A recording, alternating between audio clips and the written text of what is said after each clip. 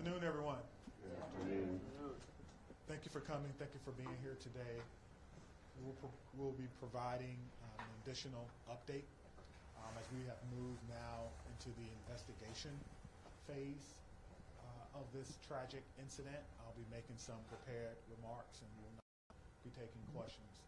My name is Chief Sean Barnes, S-H-O-N-B-A-R-N-E-S, and I'm the Chief of Police for the Madison Police Department. The past 24 hours have been a flurry of emotion, sadness, anger, disappointment, grief for the Madison community. We were brought together by a tragedy, and today 3 families woke up this morning to the world without a loved one. That can never be outdone.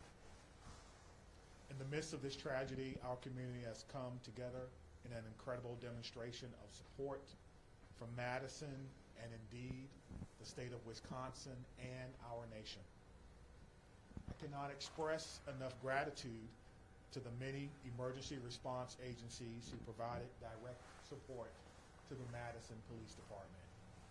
We could not be standing here today without the men and women of law enforcement, specifically the Madison Fire Department, surrounding EMS agencies, Dane County Sheriff's Office, Monona PD, Oregon PD, the University of Wisconsin Police Department, the ATF, the FBI, Fitchburg Police Department, and Cottage Grove. A special thank you from me to all of these agencies. Thank you so much.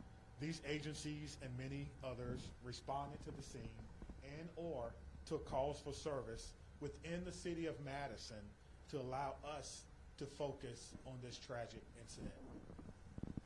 Student reunification with their loved ones could not have happened as swiftly as it did without the assistance of SSM Health Dean Medical Clinic, as well as the Quick Trip. Additionally, many people worked well into the night and supported local restaurants, community who came together and provided food and other logistical support for our team. Yesterday, we came together as one team, as one Madison, as one country, and we should feel incredibly proud about our response. I'll be providing some updates at this time, but before I do that, I'd like to provide an important clarification. Yesterday, after looking at the computer-aided dispatch system, it seems as if a call came from a second grader. It actually read the call came from a second grade teacher. That was a mistake. That's my responsibility, and I apologize, and I clarify that today. It did not come from a second grader. It read second grade teacher. I will also be providing several investigative updates from the 8 p.m. briefing from last night. The Madison Police Department is committed to transparency.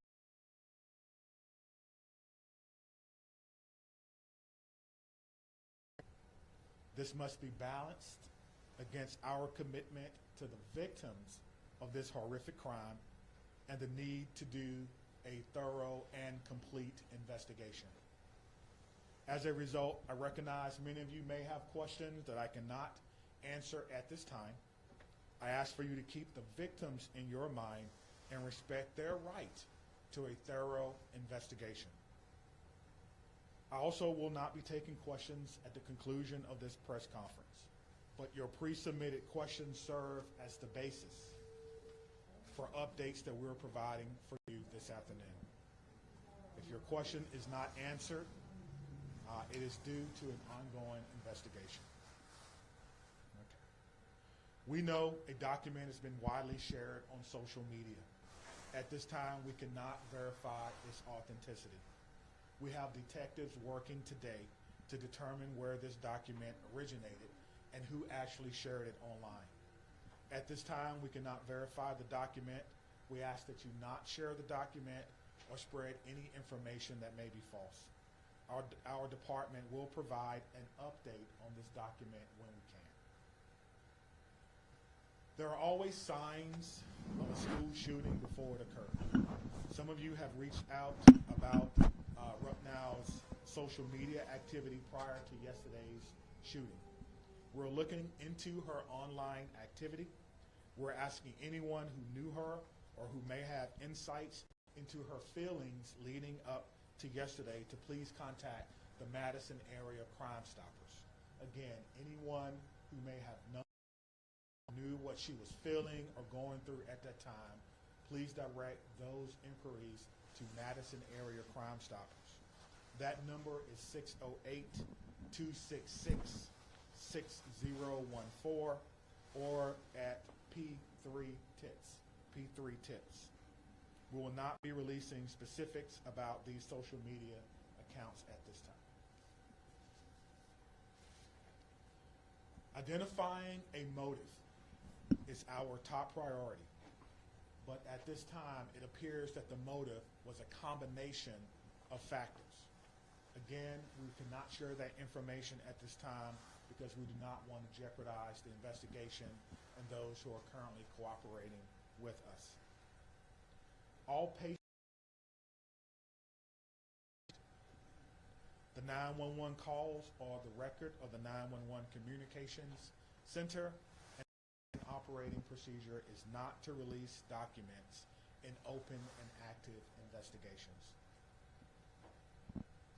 Again, we are working to authenticate the documents that you see online that some are referring to as a manifesto. And as soon as we do that, we will let you know. Now, the process for doing that is looking at original documents that may have been taken from the suspect's home, looking at information that may be on laptops or on computer to determine if this document originated from our suspect. Any disciplinary records would be under the purview of the school. Some of you have asked whether or not she was troubled or whether or not she was troubled at school. We do not have those records. We are not the proprietor of those. On the question of bullying, we're talking to students to understand whether bullying was one of those multiple factors that I mentioned earlier. Some have asked if people were specifically targeted. Everyone was targeted in this incident, and everyone was put in equal danger. Today, numerous MMSD schools were targeted by false threats, often known as swatting. We're working closely with the Madison Metropolitan School District to determine where these originated and to investigate this call. We do not believe that there are any current threats to any Madison area schools, and will continue to investigate these calls and any threats of violence as they come in. Let me be clear on this point. Making false threats is a crime, and we are working with the district attorneys to prosecute these crimes as information is gathered. And if we have to do that, we certainly will. I encourage all parents, all family members to talk to your loved ones about this. We will determine where they originated. We'll use federal partners if we have to and levy those charges as well.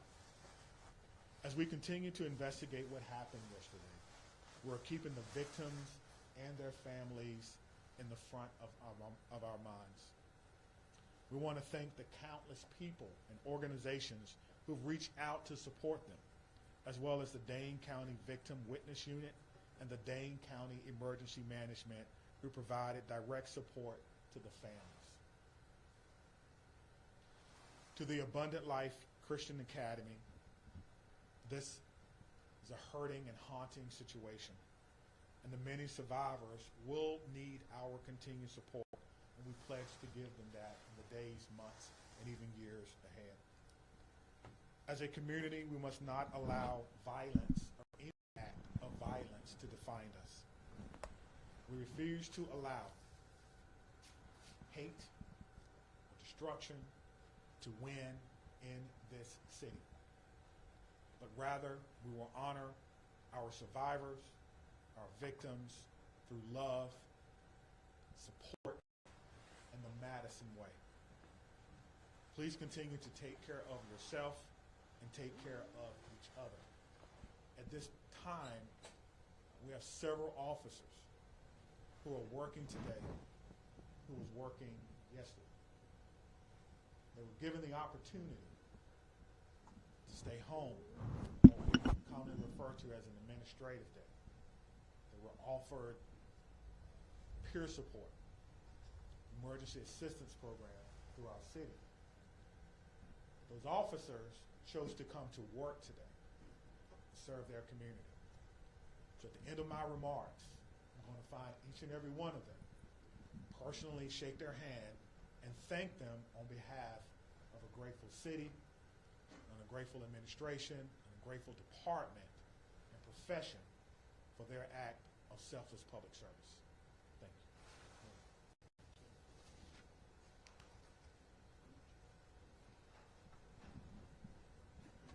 I want to start where the chief ended, which is just asking everyone in this room and within the sound of my voice to take a minute.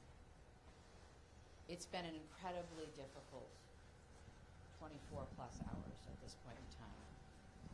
We're all human, including each and every one of you in the media who is covering this really tragic event. Please remember that you're human and take care of yourselves. We all need to do that. Drink water. Take a moment. Access whatever mental health resources you need.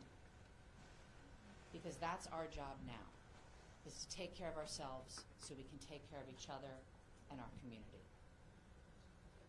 Yesterday, the Madison community experienced a terrible and traumatic event. If there's any positive in it, it's that the educators at Abundant Life, our local law enforcement and first responders, and our community partners were prepared to respond. They acted without hesitation to protect our children, and I'm grateful and humbled by their actions. It's a day that I hoped never would come to our city, but like so many other communities, here we are. We will never be the same, but we will get through this together. I want to ask again that everyone, please respect the privacy of the victims, their families, and those in the Abundant Life community. Right now, our full focus is on caring for those impacted. First and foremost, the victims and their families, the Abundant Life students and educators, our first responders, the students and educators across the city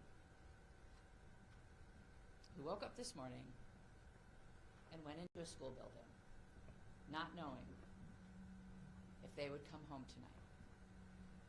The incredible bravery of that act. All of our students and educators are feeling scared and vulnerable right now.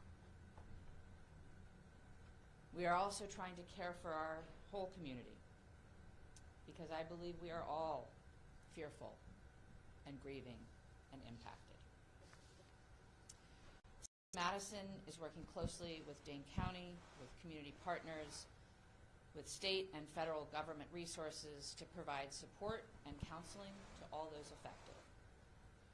I want to direct folks to a new city resource website that's available at cityofmadison.com/resources, which includes trauma-informed community resources, updates, community mental health resources, and information about vigils, other public events, and where folks can donate to support the Abundant Life families in our community. I want to highlight two things that are also on that website, and once again, that website is cityofmadison.com/resources. If you wish to support the families, the request is that come in the form of financial support through a site set up by the United Way of Dane County. You can visit unitedwaydanecounty.org, or you can text HELP 4 ALCS to 40403. Again, that's help, numeral 4 ALCS to 40403. The community is also invited to a vigil tonight by the Vel Phillips statue at the Capitol at 6 p.m. Again, that's at the Capitol building by the Vel Phillips statue at 6 p.m. I would ask that everyone, and particularly the folks in this room, please avoid spreading misinformation, particularly via social media. Please vet what you share, even if your wish to share is well-intentioned. There's so much that we do not know at this point, and we have to allow law enforcement the time and space for a careful and methodological investigation. Let them do their jobs.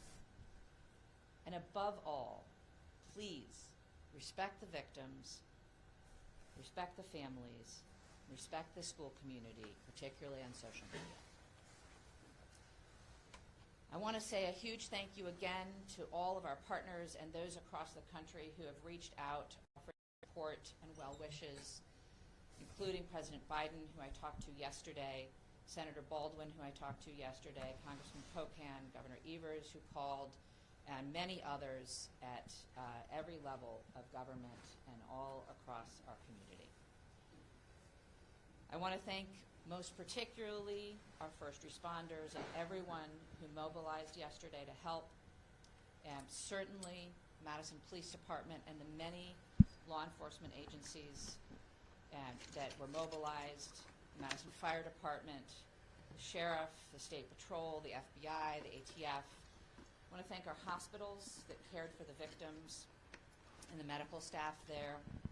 I want to thank Dane County, in particular Emergency Management and the Victim Services Unit. They have been incredible. I want to thank SSM Health and the Dean Clinic. They, without hesitation, made their facility available to us. They canceled all appointments. They rearranged the They put their staff at our disposal to make sure that the Abundant Life families could be reunited with their students. I couldn't be more grateful to them. I want to thank the United Way, both for setting up the donation site and for mobilizing resources across our community. I want to thank the Red Cross and the Salvation Army, the religious leaders who came to their unification site yesterday from across our community, and all of the community organizations and businesses that donated food and resources to the families and are still now offering support for our community. There are so many people who have offered support, resources, help, and well wishes, and we are grateful to every single one of them. I want to end where I started, which is centering our collective humanity. We all have to take care of ourselves so that we can take care of each other and our community. Whatever your belief or tradition is, I would ask that you find a way today, tomorrow, in the coming weeks, months, and years to be kind, to give grace, and to find ways, big or small, to help make our community a safer place for all of our children. Thank you, and I'll turn the podium to the county executive. Will I answer questions? Oh, I'm sorry. I'm sorry, I forget that you're not a local. My name is Satya Rhodes Conway. I'm the mayor of Madison. That's S-A-T-Y-A, last name R-H-O-D-E-S-C-O-N-W-A-Y. Satya Rhodes Conway, mayor of Madison, Wisconsin. Thank you. Good afternoon, everyone. I'm County Executive Melissa Agard, M-E-L-I-S-S-A, A-G-A-R-D. It's unfortunate that we are still having to navigate this absolutely horrific situation in our community. I come before you today as a community leader, as a mom, as a fellow Dane County resident, and like many of you, someone who is continuing to process what unfolded yesterday at Abundant Life Christian School and across our community. My heart aches for the students and families and teachers and the first responders at all levels, from the 911 officers to the folks that are at our coroner's office. Every single one of us has been impacted in an unimaginable reality by this situation. Our kids, my kids, teachers across our community, and in fact across our nation, had to wake up and go to school today, and that was an act of bravery. Parents dropping their children off at after what we witnessed yesterday took an act of bravery and a belief in our community. And that's a bravery we should not have to put on the shoulders of our children and our families and our community. Let me be clear. These everyday actions that we have all experienced over the last 24 plus hours should not require bravery. They should be routine and joyful, especially at the end of a year, wrapping up a semester. Our kids should be laughing and learning and thinking about pajama day as they're heading into the holiday season. But right now, that's not the case. And right now, it's okay to not feel okay. It's how we move forward.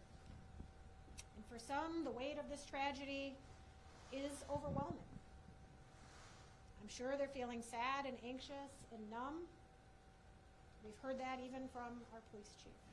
And for others, they might just be feeling a little bit off, unsettled by the images that our news coverage is delivering to them in the fast-breaking social media world. And it's playing on repeat. And I'm grateful for what it is that you all do.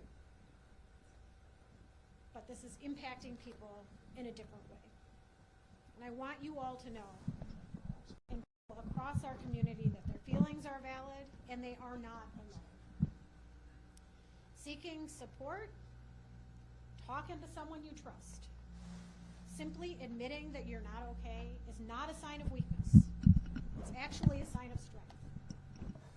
And whether you're feeling hopeless or scared or just not quite yourself, know that there are resources here in Dane County and in our community that will be here and continue to be here to support you in order to help people move forward through the healing process. Believe me, we are in this together. That is the Dane County way. That's what we do best. Through painful conversations and tears and hugs and vigils, we're going to heal. We're not going to be the same, but we're going to heal. Part of that process is setting aside complacency and demanding change. As someone who served 12 years in our legislature and had a front row seat to the inaction of addressing gun violence in our communities, I'm not stepping aside from that mission in my life. There's going to be public debate about the motives and other aspects of this mass shooting. But let us remember this fact. Gun violence is the #1 killer of children in this country. That's a legacy we cannot accept. We cannot accept that.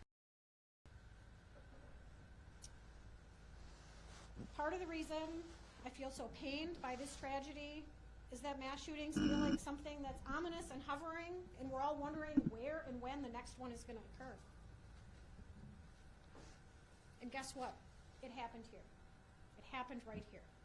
And I am so proud of the folks that I work with at the county and that the mayor works with in the city and our partners at the federal, state, and local level, and how it is that we've stepped up and responded to support people. Could we do better? Could we do different? I am sure. But did we do well?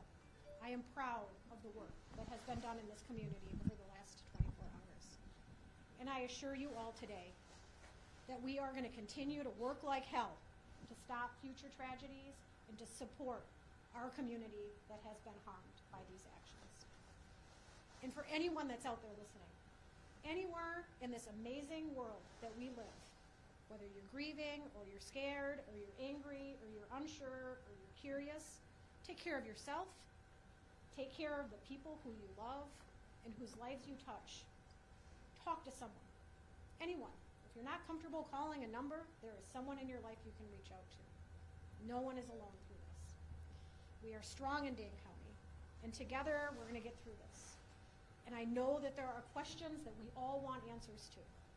And I am hopeful that we will have those answers sooner than longer. But please give us the time to do this right so that we can learn how to prevent this from happening in the future and support those that have been most impacted in our community. We are doing everything in our power at all levels in a collaborative way to prevent this type of pain from ever happening again in our community. Can I assure that? No. But we are going to work as best as we can to that end.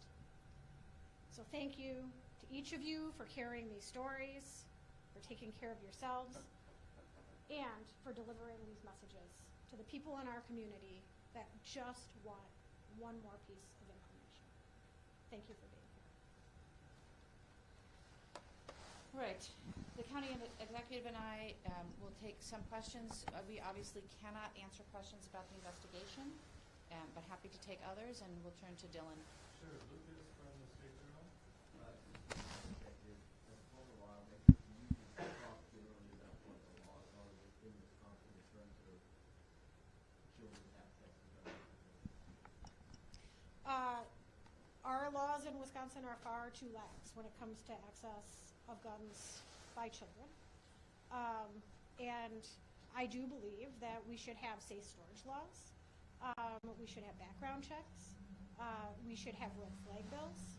We should be providing adequate support for everyone in our community when it comes to behavioral health. People should not be waiting when they raise their hand and ask for help. And there should not be stigma surrounding people who are asking for that help. Our schools should be adequately funded. Our Department of Justice has an Office of School Safety. They don't have enough resources, and that is on the legislature. There is a lot of action that can be taken in the Wisconsin State Capitol, but this is a conversation that needs to happen from coast to coast. We need partners in our federal government to also address this, because states have borders and people can cross them. And Maddie from WISD. As public officials, can you speak to the process of vetting information before sharing it publicly, what that looks like behind the scenes? We try. I think it depends, but we have a process within, obviously, both police and fire have public information officers who work with the principals to gather and vet information and share it out. Similarly, in my office, we have a communications manager who works with us. In terms of the investigation, I can't really speak to that process, but there is a process within law enforcement to decide what information can be shared that won't jeopardize the investigation, and then to do our best to verify information before we're sharing it publicly. Obviously, in an event like this, there is a lot of chaos, and it can be difficult to parse out where information is coming from and how accurate it is at any given time. And so in a developing scene, sometimes we will share information that's not 100% correct. But as you've seen already, the chief comes back and tries to give out the best information we can and correct any mistakes.